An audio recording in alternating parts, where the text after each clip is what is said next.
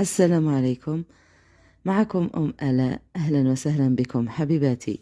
في بلادنا كاين بزاف نساء يعيشوا في صمت موجع، يخبي وراه حكايات، دموع، خوف ووجع ما يتحكاش. العنف ضد المرأة ما بقاش غير ضرب ولا كلمة جارحة، راهو ولا مرض اجتماعي ينتشر بلا ما نحسه، ويهدم بيوت ويقتل الأمل في عيون نساء بزاف. هذا هو موضوع هذا البودكاست اليوم. ربي بعد علينا العنف، ويا رب وحدة ما تكون متعنفة ولا مقلقة ولا حزينة. الناس كي تسمع كلمة عنف دايما يروح بالهم للضرب، لكن الحقيقة أعمق بزاف. كاين العنف الجسدي وين الراجل يضرب ويمد يده على إنسانة ضعيفة راهي أمانة عنده، واللي كانت تستنى في الحماية منه. وأهم عنصرين نتوقفوا عليهم هنا يتركز عليهم موضوع العنف الجسدي هما الفقر والجهل، وما نعتبرهمش عذر، بس مرات يكونوا الشرارة. الضغط، القلقة، البطالة والظروف الصعيبة يخليوا البعض ينفجروا في أقرب إنسان ليهم اللي هي المرأة. كي تضيق الدنيا على الراجل يفرغ الغضب تاعه فيها بالضرب، والأسوأ أنه إذا كانت هذا المرأة ووضعها راح يكون أسوأ من غيرها. حتى لو حبت تروح ما تقدرش، لأنه ما عندهاش وين تروح، ما عندهاش دار وما عندهاش مدخول ولا سند. راح تبقى محبوسة بين خوفها من الجوع وخوفها من الضرب، وهنا راح يكون سلاحها الوحيد هو السكات، راح يكون سلاح يقتلها ببطء. فالفقر والعنف ضد المرأة وجهان لعملة واحدة اسمها الظلم. وأيضا كيكون الإنسان جاهل ما يعرفش حقوقه ولا حقوق غيره، راح يولي يتصرف بعصبية وبالعقلية القديمة اللي تقول أنه الراجل دايما عنده حق، وأنه المرأة لازم تسكت مهما كان. وهو نفسه الجهل اللي يخليه يبرر هذا العنف باسم التربية أو الدين، لكن الدين بريء من كل هذا، لقول رسولنا الكريم عليه الصلاة والسلام: خيركم خيركم لأهله وأنا خيركم لأهلي. أي أن أفضل الناس من يحسن معاملة الزوجة أو الأخت أو الابنة. وثاني كاين العنف اللفظي اللي يجرحها بالكلام أو يصرخ عليها أو يحقرها، بين قوسين أنا ما نحبش هذا المصطلح الحقرة إطلاقا، أو يستهزئ بها. وهذا العنف ما يخليش كدمات في الجسم، لكن يخليهم في الروح، ويخلي المرأة تفقد ثقتها بنفسها.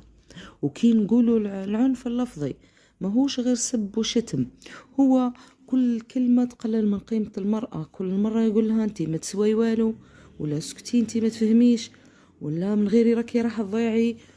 هو كيهينها قدام الناس لا يستهزئ بها على شكلها ولا طريقتها في الحديث، ولا يعيط عليها لأسباب تافهة. كل هذه الأمور تخليها تحس روحها صغيرة بلا قيمة، تخاف تسكت واللي تعيش في قوقعة مغلقة. بعض الرجال يظنوا أنهم كي يضربوش معناها ما يأذوش، لكن الحقيقة أنه الكلمة المؤذية تقدر تدمر أكثر من الضرب. الضرب يبرى، لكن الإهانة تبقى ترن في الأذن لسنوات. المرأة اللي تتعرض للعنف اللفظي تولي عندها خوف داخلي، ما تعرفش تفرح ولا تعبر على رأيها، وتولي دايما تحس بالذنب حتى وهي مش غلطة. بعض النساء يعيشوا سنين وهم يسمعوا نفس الكلام القاسي، حتى تولي عندهم عقدة اكتئاب وحتى رغبة في الانعزال.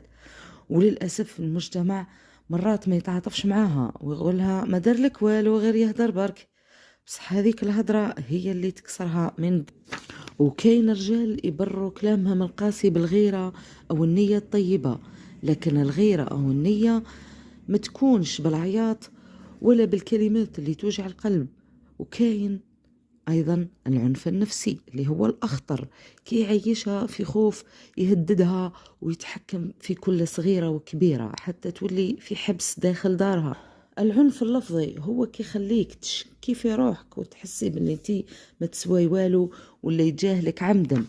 هو كي يمنعك من الكلام، من القرار، من التواصل مع أهلك، يخليك دايما حايرة وخايفة وتبكي بلا سبب، تحسي بالذنب حتى وانتي مظلومة.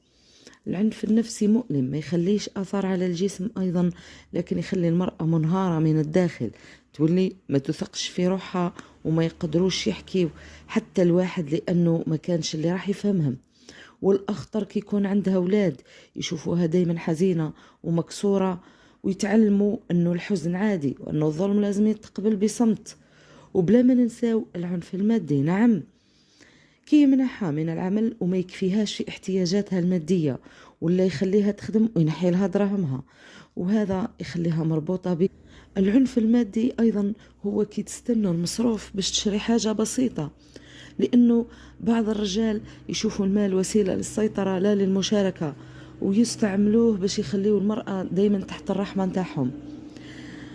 لأنه كاين البعض من النساء ما تقدرش حتى تشري دواء بلا ما تطلب وتعاود وتتذلل وتبقى في وضع ضعيف وتبعية، وثم الراجل يستغل الوضع ويزيد والشريتي علاه وبقداه، وكل مرة يخليها بتحس بالذنب كي تطلب حتى حاجة صغيرة. المرأة معروفة بالقوة والصبر، بصح هذا القوة ما لازمش تكون عذر باش نزيدوا عليها.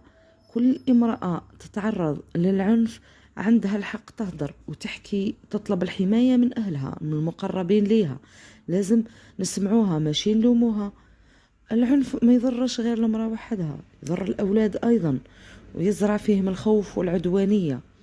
الطفل اللي يشوف أبوه يضرب أمه راح يكبر بجرح كبير، يا إما يولي مثل أبوه يا إما يعيش معقد طول حياته. لازم نعلموا بناتنا من صغرهم أنه يعرفوا حقوقهم ويتعلموا يخدموا وما يعتمدوش على الراجل فقط، ويفهموا أنه الصبر على الظلم ما هوش فضيلة، فقر يروح لكن إذا راحت الكرامة صعيب باش تولي.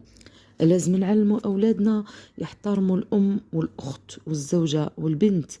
كي تتعلم المرأة تتفتح قدامها بزاف أبواب، تولي تعرف تختار، تعرف تدافع على روحها، وتعرف تقول لا وقت اللزوم. يعني العنف ما يخربش دار اليوم فقط، بل يخرب مستقبل جيل كامل. لكن رغم كل هذا كاين أمل، كاين نساء خرجوا من جحيم العنف وبدلوا حياتهم، لأنه ربي دايما راه مع كل مظلوم. العنف عمره ما كان دليل رجولة ولا علامة قوة، بالعكس هو ضعف في التفكير وجهل في التعامل وقسوة في القلب. كاين مقولة عجبتني للكاتب جبران خليل جبران تقول: المرأة ليست نصف المجتمع، بل المرأة هي اللي تربي النصف الآخر، فكيف نهين من تربينا؟ المرأة هي نصف المجتمع، لازم نحميوها باش نحميو المستقبل كله بكلمة طيبة، بموقف شجاع، بإيمان قوي بها. ويبقى الاحترام ماشي فضل، هو واجب، والعنف ماشي حل، هو جريمة. وصلى الله على محمد وسلم عليه تسليما.